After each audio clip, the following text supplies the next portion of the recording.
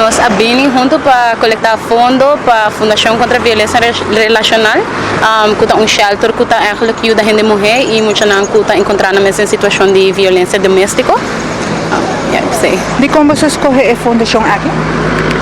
Well, mi meta trabajador social. Me conheci que a fundação e meu acri para Facebook não estava buscando eigenlijk assistência para bem essa coleção. Também dor que forma parte de um clube voluntário, mas decidi acercar a presidente então você sabe que porta algo que nós para assistir com ele. Shelter que não uma vítima não de mulher ou não por bem quieta.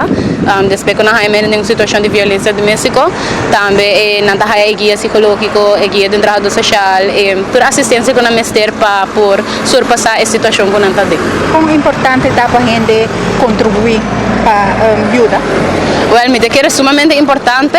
A placa aqui está que está funda a fundação para por hasi o trabalho que tem com hasi da comunidade e cifra não está alto, que é trabalho é importante, tão importante. O presidente tem gente que desrona van putten como para acercar com o projeto anto de viajar full team de Leo Club Aruba Delta está on board e willing para help. Então, me sumamente agradecido por isso. Aqui na tour gente que passa e aportar a placa aqui de mes lo de fundação mais hobby. Tanto para tu tempo e para dona de vossa parte.